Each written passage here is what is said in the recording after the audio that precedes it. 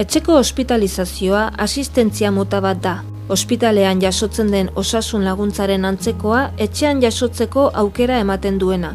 Etxean ospitaleratuta egotearen moduko zerbait dela esan dezakegu.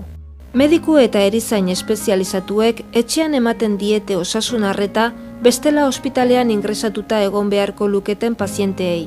Etxean kontrol zehatza eta zainketa bereziak jasotzeko, pazienteek dagokien unitatearen estaldura izan behar dute eta zaintzaile bat eduki. Gainera, beharrezkoa da harremanetan jartzeko telefono bat ematea eta zainketa mota honekiko adostasuna agertzea. Ospitaleko ingresuaren aldean, etxeko hospitalizazioak abantaila garrantzitsuak ditu. Adibidez, infekzio gutxiago izaten dira eta etxean egoteak gaixoei, batez ere adinekoei, ospitalean egoteak baino arazo gutxiago sortzen dizkie. Gainera, pazienteak intimitate eta erosotasun handiagoa izaten ditu. Bestalde, osasun arloko profesionalen, gaixoaren eta bere familiakoen arteko elkarlana handiagoa da, eta haien arteko harremanak gizatiarragoak. Azkenik, osasun sistema publikoa ere iraunkorragoa da horrela, baliabideak optimizatu eta ospitalean ohe gehiago uzten baitira libre. Mundu mailan, New Yorkeko Montefiore ospitaleak eskaini zuen lehenengo aldiz etxeko osasun arreta 1957an, arreta masifikatua gutxitu eta pazienteen baldintza psikosozialak hobetzeko. Europan, 3 urte geroago, Pariseko Tenos ospitalea izan zen aitzindari. Espainian, mota honetako lehenengo unitatea Madrilgo probintzia ospitalean eratu zen 1981an. Euskadin, 1983an jarri zen martxan etxeko hospitalizazioaren lehenengo esperientzia, Bizkaiko Gurutzetako ospitaleko unitatea sortzearekin batera. Osasun arloko eskumenak transferitu zirenean, Osakidetzak 1983an etxeko hospitalizazioaren garapena bultzatu zuen, ohiko hospitalizazioaren alternatibak izeneko programaren barruan. Horrela, unitate berriak sortu ziren Euskadiko ospitale handietan, Bizkaiko Basurtu eta Galdakaoko ospitaleetan, Arabako Txagorritxu eta Santiago ospitaleetan eta Gipuzkoako Arantzazu ospitalean. Era horretan, Euskadiko biztanleen 70% eman zitzaion estaldura. 1986an etxeko hospitalizazioaren Euskadiko elkartea osatu zuten unitate desberdinetan lan egiten zuten osasun arloko profesionalek eta Bilbon espezialitate honen 3. Biltzar Nazionala egin zen. Ospitale handietako etxeko hospitalizazioko unitateek bildutako esperientzia zabala aintzat hartuta, eta lortutako emaitza onak eta pazienteek eta haien familiakoek arreta mota honekiko adierazitako gogobetetasuna ikusita, Osasun Sailak eta Osakidetzak etxeko hospitalizazioa Euskal Autonomia Erkidego osora zabaltzeko plan bat egin zuten 2007-2009 aldirako.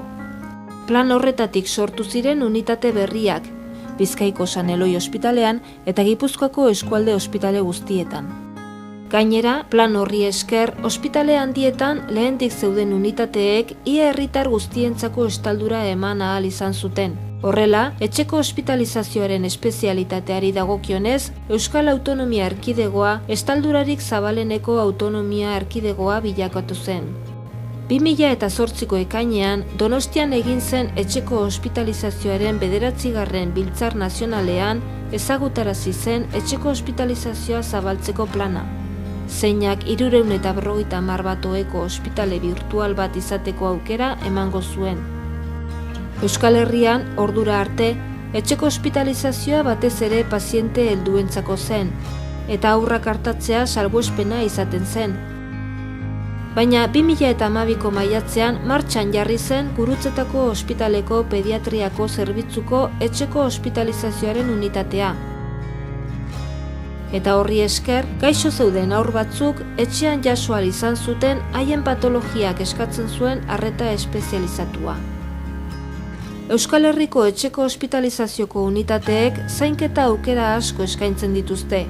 Adibidez, antibiotikoak zain barnetik emateko aukera, arretaz zaindu beharrekoz paziente kroniko pluripatologikoen zainketa eta kirurgia konplikatuen ebakuntza ondoko zainketak edo erizaintzeko zainketa bereziak behar dituzten pazienteen arreta. Baita ere, minbizia edo gaixotasun kroniko aurreratuak dituzten eta bizitzaren amaieran etxean egon nahi duten pazienteen zainketa aringarriak. Etxean burutzen diren prozedura diagnostiko eta terapeutikoak dira, besteak beste, odola ateratzea eta kultiborako lagin biologikoak hartzea, elektrokardiogramak eta ekografiak egitea, serumak eta zainbarneko medikazioa ematea, oxigenoterapia, elikatzeko zundaren bidezko nutrizioa eta ebakuntza osteko zainketak eta sendaketa bereziak. Hori guztia etxean egiten dute etxeko ospitalizazioko zerbitzura atxikitako mediku eta erizain espezializatuek. Etxeko ospitalizazioaren bidez jasotako arretarekin oso gustura agertu izan dira pazienteak eta haien familiakoak eta zerbitzu horrekiko gogobetasuna Osakidetzako handienetako bat da. Egin diren gogobetetasun inkesten arabera, paziente gehienek esperientzia errepikatuko lukete eta gomendatu ere bai egoera berean dauden beste paziente batzuei. Etxean lasaiok egoten naiz, telebizio de lasai ikustet, lode ondo itet, eta gainentzien doktorak doktorak etortzenak, oso ondo, datu emateskit, animatu itei gainetik da, oso gusto nago. Bestalde, familiakoek ere balorazio positiboa egiten dute, zainketan aktiboki parte hartu baitezakete, baita erabakiak hartu ere. Por un lado es comodidad, pero también a la vez es profesionalidad, que es como si estuvieses en un centro hospitalario, que tienes todo a mano. Estamos encantados y bueno, les recomendamos este servicio a todo aquel que pueda acoplarse a este sistema, porque lo único que tiene son ventajas para todos. Bestalde, pazienteren arretarako zerbitzuetan eta tokiko egunkarietan ohikoak dira etxeko ospitalizazioko zerbitzuari eskerrak emateko gutunak. Gaur egun dozena bat etxeko ospitalizazioko unitate daude Euskadin, unibertsitate ospitale handietan naiz eskualdekoetan kokaturik. Guztien artean, Osakidetzaren ospitale virtual moduko bat osatzen dute, 500 bat ohikoa, biztanle guztiei estaldura ematen diena. Hainbat faktore kontuan hartuta, aurre ikus daiteke etorkizunean gero eta paziente konplexuagoak izango ditugula, arreta sanitarioa etxean jasoko dutenak. Izan ere, biztanleria gero eta zaharragoa izango da eta ezgaitasuna eragiten duten gaixotasun kronikoak areagotuko dira. Osasun zerbitzuen beharra gero eta handiagoa izango da eta arretaren kostuak handitzen joango dira. Ondorioz, gestore eta klinikoek osasun sistema publikoaren baliabide eta zerbitzuak arrazionalizatu egin beharko dituzte. Hori horrela izanik, ukaezina da etxeko ospitalizazioa asistentzia modu berritzailea eta etorkizun handikoa izango dela.